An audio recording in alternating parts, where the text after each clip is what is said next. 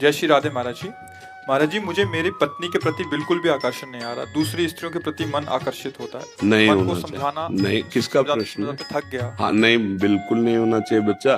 खास बात समझो तुम। देखो, अब खास बात ये है कि ये चमड़ी का खेल है। यहाँ मलाशय, मूत्राशय है।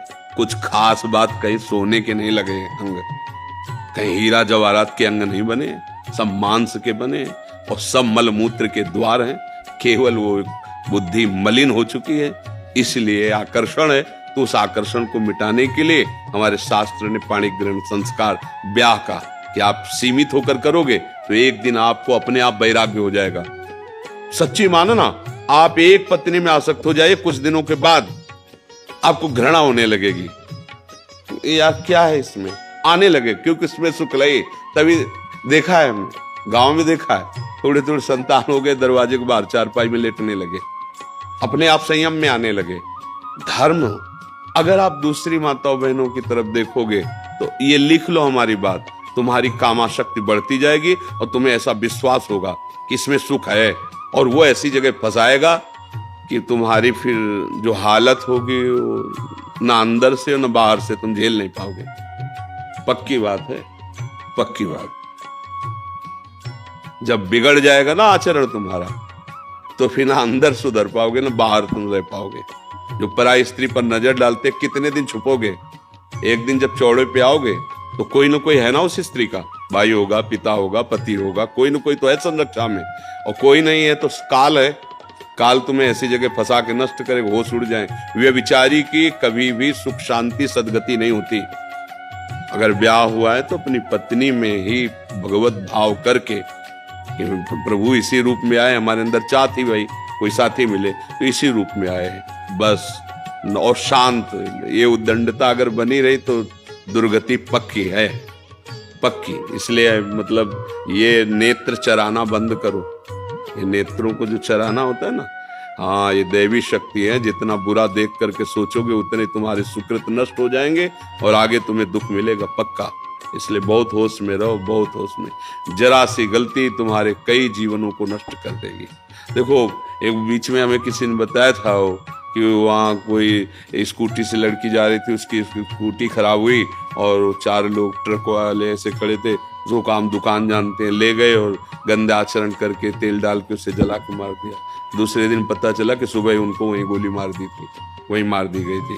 शायद हैदराबाद की तरफ ऐसे कहीं किसी ने देखा। परिणाम देखो ना, देखो ना, ये इतना ही थोड़ी परिणाम है।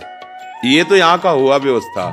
आगे जो व्यवस्था होगी वो इतनी बुरी व्यवस्था है नरक में कि वहां कोई किसी की सुनता नहीं, वहां कोई सिफारिश नहीं, वहां मरना नहीं। वहां अगर कोलू में पेरे जा रहे हो तो पूरे चैतन्य, एकदम बेहोश नहीं, बार बार। तो इसलिए जो पराई स्त्री के साथ संभोग की तो वो लोहे का खंभ तपता हुआ आग की ज्वाला की तरह 10-10 हजार वर्ष तक चिपकाया जाता है। जलते रहो, मरना है नहीं। ऐसा अगर स्त्री कोई पराये पुरुष के साथ ऐसा, बहुत होश में, ये मिथ्या नहीं है। जैसे अभी आपको लगता है क्या कानून है यार, जो कर फंस जाओ जरा सा, तुम्हारे ऊपर केवल कानून में जाके रिपोर्ट हो जाए कि आप छेड़ रहे थे, आप ऐसा कर, फिर देखो क्या होता है।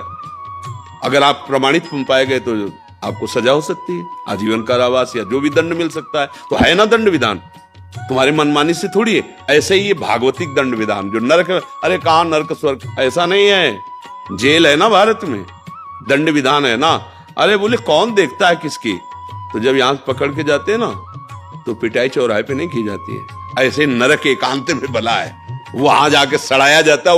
वहां सीसीटीवी से थोड़ी सबको भेजा जाता है कि देखो ये नरक का दंड मिल रहा है। ये शास्त्रीय विधान भैया, बहुत सबसे ज्यादा खतरनाक ये अपराध गिरा देता है।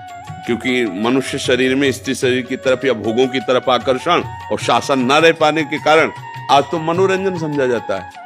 शास्त्रीय मर्यादाएं, धर्म, इनकी तरफ तो वृत्ति नहीं जा रही, इसका तो मनोरंजन कि यार कुछ नहीं इसमें नहीं, आज तुम्हारा इधर कल उधर, ऐसा नहीं, फिर दुर्गति भी भोगनी पड़ती है। ये भारत देश है, परम पवित्र देश है, ये धर्म के अनुसार चलने वाला देश है। यहाँ जन्म होना, यहाँ बहुत महिमा, जहाँ पावन गंगा जी, यमुना जी, प्रभु श्री कृष्ण, प्रभु श्री राम, महादेव जी, यहाँ देखो ना कितने भागवती का अवतार, कितनी महिमा।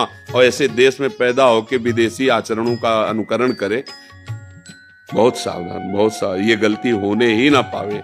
बहुत जो चाहे अपन कल्याणा, सुजस सुबत शुभ गति शुभ नाना, सो परनार लीलार गोसाई, तजो चौथ के चंद किनाए। दूसरी माताओं बहनों को काम दृष्टि से देखने का मतलब अपने सर्वनाश का निमंत्रण देना। बहुत होश में, अगर कभी कोई ऐसा संयोग बनता है तो उसे हाथ जोड़ के समझाना होता है, नहीं नहीं नहीं, आप अपने धर्म से चलिए, मैं ऐसा नहीं कर सकता। जैसे उर्वशी जी अर्जुन को वहां स्वर्ग में, तो उन्होंने कहा आप माता कुंती के समान पूज्य, हम ऐसा नहीं। तो उनका जा नपुंसक को साफ स्वीकार कर लिया, गलत नहीं। तो अपने धर्म से चलोगे तो भगवान रक्षा करते। वही साफ वरदान का काम बना, जो अज्ञातवास में वही काम कर गया।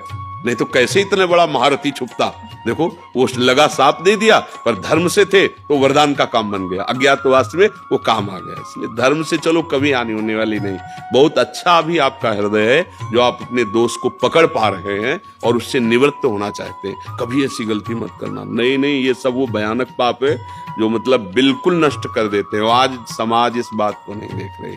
बहुत खुशी होते हैं जब किसी के साथ गंदा व्यवहार करने का अवसर मिलता है, समझते मानो मैंने बाजी जीत ली। जीत नहीं ली, इसका परिणाम जब आएगा तब, चाहे स्त्री हो चाहे पुरुष हो, जब परिणाम आएगा तब देखना।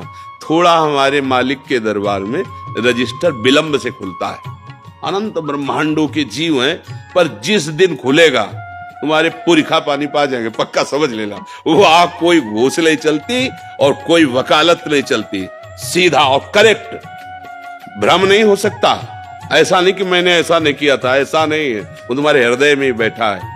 एक बार स्वीकृति उसको कराई जाती है, ऐसा हुआ कि नहीं उसको दिखाई दे रहा, बस तुरंत उसको भोग दंड मिलता है उसका। इसलिए बचो, राधा राधा राधा इसीलिए कहते हैं, हाँ, नाम संकीर्तनम यस्य सर्व पाप प्रणाशनम। जिनका नाम कीर्तन करने से सारे पाप नष्ट हो जाते हैं। सबसे गलतियां होती हैं, प्रभु क्षमा भी करते हैं। तो राधा राधा नाम जप करो, कभी ऐसा नहीं। माताओं बहनों की तरफ ये देवी शक्ति है, जो अपने पाणी ग्रहण करके धर्म के अनुसार स्वीकार किया, वही भाव रखो। नहीं ब्याह हुआ तो संयम से रहो, भजन करो, मुक्त हो जाओ। भगवान ने मनुष्य जीवन भोगों के लिए नहीं, भजन के लिए दिया है।